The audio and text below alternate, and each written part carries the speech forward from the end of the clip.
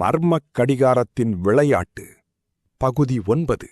நம்ம பார்த்தோம். கடைசியா ஒரு குரல் கேட்கும் இல்லையா? அது யாரோட குரல் பார்த்தீங்கன்னா இன்ஸ்பெக்டர் ருத்ரனோட குரல் தான். அவரே எப்படி இங்க கரெக்டா வந்தாருன்னு யோசிக்கிறீங்க? சரியா 2 நாளுக்கு முன்னாடி என்ன நடந்ததுன்னு கேட்போம். போலீஸ் ஸ்டேஷன்ல inspector Rudran, constable Ramamoorthy, constable Moorthy, SI Kavitha இவங்க எல்லாரும் பேசிட்டு இருப்பாங்க. எதை பத்தி பேசுறாங்கன்னா இந்த கேஸை பத்தி தான் பேசிட்டு இருப்பாங்க. அப்போ ருத்ரன் வந்து சொல்லுவாரு, இந்த ரகு மேல எனக்கு சந்தேகமாவே இருக்கு. கண்டிப்பா இவனுக்கும் இதுல ஏதோ ஒரு பங்கு இருக்கும். ஆனா அதை அவன் வாயாலே ஒத்துக்கணும், அவனே அதை சொல்ல வைக்கணும்.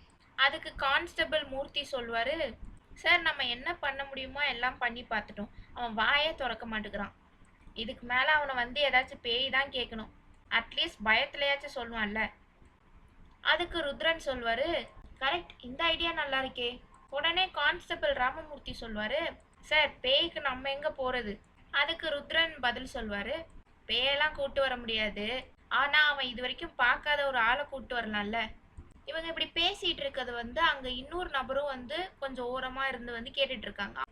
அவங்க யாரும் இதை கவனிக்கல. ஸோ இந்த கேட்டுட்டு இருக்க நபர் யாருன்னு பார்த்தா டிடெக்டிவ் விக்ரம். அப்போ டிடெக்டிவ் விக்ரமுக்கு கால் வரும். யார்கிட்ட இருந்து வருதுன்னு பார்த்தா ரேஷ்மா கிட்ட இருந்தா வருது. அவர் வந்து ஸ்டேஷன் விட்டு வெளில வந்துருவாரு. அப்போ ரேஷ்மா வந்து கேட்பாங்க, கேஸில் எதுவும் இம்ப்ரூவ்மெண்ட் இருக்கா? ஸோ டெய்லியும் ரிப்போர்ட் பண்ணுறது வந்து டிடெக்டிவ் விக்ரமோட வழக்கம்.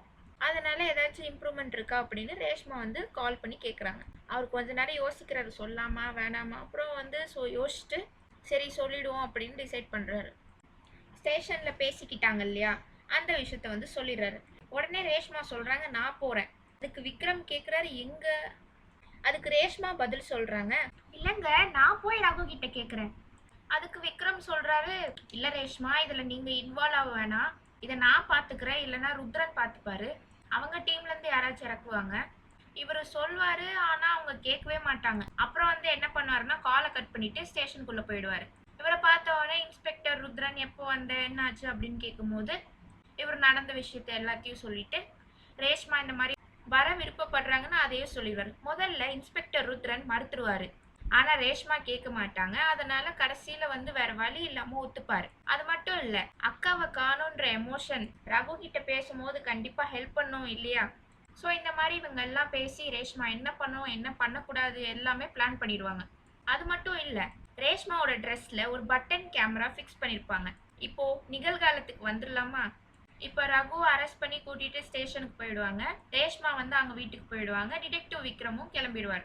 இப்போ ரகுவை எவ்வளவுதான் அடிச்சு மிரட்டி விசாரிச்சாலும் ரேஷ்மா கிட்ட அங்க என்ன சொன்னாரோ அதே தான் திருப்பியும் சொல்றாரு.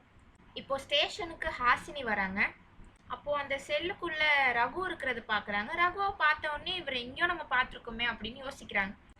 ரகுவோட முகத்தை பார்த்துக்கிட்டே அங்கேயே அப்படியே நின்றுறாங்க. இதை கவனித்த இன்ஸ்பெக்டர் ருத்ரன் அவங்க சிந்தனையிலிருந்து விடுவிக்கிற மாதிரி பேச தொடங்குறாங்க. வாங்க ஹாசினி, ஏதாச்சும் பிரச்சனையா அப்படின்னு கேட்குறாரு. இல்லை சார், கேஸில் எதுவும் இம்ப்ரூவ்மெண்ட் இருக்கா அப்படின்னு கேட்க வந்தேன். சார் இவர் ரகு தானே? அதுக்கு ருத்ரன், ஆமாம் ஹாசினி இவர் ரகு தான். உங்களுக்கு இவரை பற்றி எதுவும் தெரியுமா? இவர் யாருன்னு தெரியுமா? ஆமாம் சார், இவரோட கல்யாணத்துக்கு கூட நான் போயிருக்கேனே. சொல்லப்போனால் இவரோட ஒய்ஃப் ஆர்த்தி என்னோட ஃப்ரெண்டாச்சு, ஸ்கூல்ல இருந்தே நாங்கள் ஃப்ரெண்ட்ஸ் சார். அதுக்கு ருத்ரன், அப்போ ஆர்த்தி காணாமல் போனதும் உங்களுக்கு தெரியும்ல? சொல்லப்போனால் என் அப்பா காணாமல் போன நாள்ல இருந்து தான் அவளையும் காணும். இந்த இன்ஃபர்மேஷன் ருத்ரனுக்கு புதுசு இல்லை. அதாவது ஸ்ரீனிவாசனும் ஆர்த்தியும் ஒரே நாள் தான் காணாமல் போனாங்க அப்படின்ற இன்ஃபர்மேஷன் அவருக்கு புதுசு இல்லை. இதுக்கு முன்னாடியே வந்து அதை கண்டுபிடிச்சது தான். இதுக்கப்புறம் ருத்ரன் நடந்த எல்லா விஷயத்தையும் ஹாசினி கிட்ட சொல்றாரு. இதெல்லாம் கேட்ட பிறகு ஹாசினி ரகுவை பார்த்து, ஆர்த்தி இருந்திருந்தா இப்போ நீங்க பண்றதெல்லாம் பார்த்து அவ ரொம்ப வருத்தப்பட்டிருப்பா, அந்த மாதிரி ஒரு லுக்கு அவரை பார்த்து கொடுத்துட்டு சரி நான் வரேன் சார் அப்படின்னு சொல்லி ஸ்டேஷன் வந்து கிளம்பிடுவாங்க. இப்போ ருத்ரன் வந்து ராக்கியை வந்து செல்ல இருந்து வெளில கூட்டுவாங்க அப்படின்னு சொல்லுவாரு. அவங்களும் செல்ல இருந்து ராக்கியை வெளில கூட்டு வருவாங்க. இவர் வந்து ராக்கி கிட்ட ஒரு போட்டோ காமிப்பாரு. அது யாரோட போட்டோன்னு பாத்தீங்கன்னா ராக்கியோட உயிர் நண்பனின் போட்டோ. ருத்ரன் ராக்கியை பார்த்து கேட்பாரு, இது உன் பெஸ்ட் ஃப்ரெண்ட் தானே? இல்ல இல்ல, உன் அருமை தம்பி தானே? இப்படி சொன்னோடனே ராக்கிக்கு ஷாக் ஆயிடுது. ருத்ரன் அதுக்கு, இதுக்கே ஷாக் ஆயிட்டா எப்படி ராக்கி? இது உன்னுடைய நண்பன் இல்ல, உன் உடன் தம்பி ரோஹன்னு எனக்கு நல்லா தெரியும். காலேஜ்ல ஃபைனல் இயர் தானே படிக்கிறான். உன்னோட பாஸுக்கு இவனை பத்தி தெரிஞ்சா இவனுக்கு ஆபத்து உனக்கு ஆபத்து அப்படின்னு தானே இவன் உன் ஃப்ரெண்டுன்னு கதை கட்டி விட்ட. இங்க பாரு ராக்கி, உன் தம்பிக்கு எந்த ஆபத்தும் வராம நான் பாத்துக்கிறேன். என்னால முடிஞ்ச அளவுக்கு அவன் படிப்புக்கு கூட குறை போட்டு நான் உதவி பண்றேன். ஆனா இதுக்கெல்லாம் ஒரு கைமாறி நீ செய்யணும். சின்ன வேலை தான், நிச்சயமா உன்னால முடியும். உன் பாஸை வேவு பார்க்கணும். இப்படி சொன்ன உடனே ராக்கி வேணாம் வேணாம் சார், ப்ளீஸ் சார் அப்படின்னு கெஞ்சுறான். அவர் திருப்பியும் பேச கண்டினியூ பண்றாரு. இங்க பாரு, உன் மேல சின்ன ஜிபிஎஸ் ட்ராக்கர் செட் பண்ணும். உன் பாஸோட இடத்துக்கு நீ போயிட்டனா நாங்க அதை ட்ராக் பண்ணி கரெக்டா அந்த இடத்துக்கு வந்து அவனை அரெஸ்ட் பண்ணிடுவோம். அதுக்கு ராக்கி, சார் என்ட்ரிலே என்னை செக் பண்ணிட்டு தான் அனுப்புவாங்க, என்னால அதெல்லாம் பண்ண முடியாது, என்னை ஃபர்ஸ்ட்லேயே பிடிச்சிருவாங்க. இப்படி சொன்னோடனே ருத்ரன் அடுத்த பிளான் சொல்லுவாரு.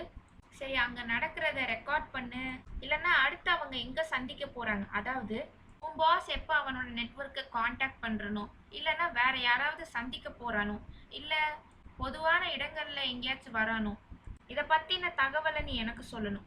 உடனே ராக்கி சொல்றான், ப்ளீஸ் சார் என்னை விட்டுருங்க, நானே உங்ககிட்ட மாட்டிக்கிட்டேன், நான் திருப்பி போனா கூட என்னை சேர்ப்பாங்களான்னு கூட தெரியல.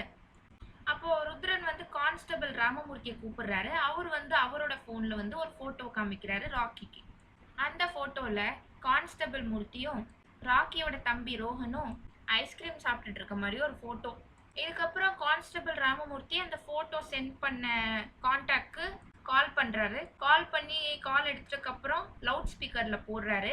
ரோஹனும் பேச தொடங்குறான். அண்ணா, இவர் உன் ஃப்ரெண்டுன்னு சொன்னாரு, உன் போட்டோலாம் காமிச்சாரு. ஆமா, நீ எப்போ வீட்டுக்கு வருவ, உன்னை ரொம்ப நாளா காணுமே. இது சொன்னதுக்கப்புறம் ஃபோன் வந்து கட் ஆயிடுது. பாக்கி வந்து கத்துறான், அதர்றான். சார் ப்ளீஸ் சார், என் தம்பியை மட்டும் எதுவும் பண்ணிடாதீங்க அப்படின்னு கெஞ்சுறான். நான் சொல்ற வேலையை நீ செய்யற வரைக்கும் உன் தம்பியை நான் எதுவும் பண்ண மாட்டேன், அவனுக்கு எந்த ஆபத்தும் வராமையும் நான் பார்த்துப்பேன். என்னடா பண்றது அப்படின்ற மாதிரி ராக்கி யோசிச்சுட்டு கண்ணை மூடுறான். கண்ணை மூடும் போது அவனுக்கு ஒரு முகம்தான் வருது.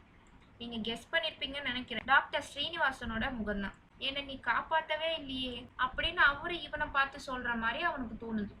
கண்ணை திறக்கிறான். அப்புறம் சரி சார், நான் பண்றேன் சார், ஆனா இது ரொம்ப ரிஸ்க்கு, என்னை திருப்பி உள்ள சேர்த்துப்பாங்கன்னே தெரியல.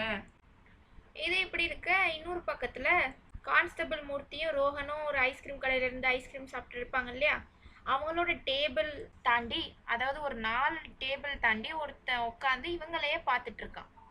அன்னைக்கு 12 மணிக்கு சந்திரன் டீ கடையில உட்காந்து ஒரு உடஞ்சு போன பாக்கெட் வாட்ச் வச்சு பார்த்துட்டு இருந்தான் இல்லையா, அவன் தான்.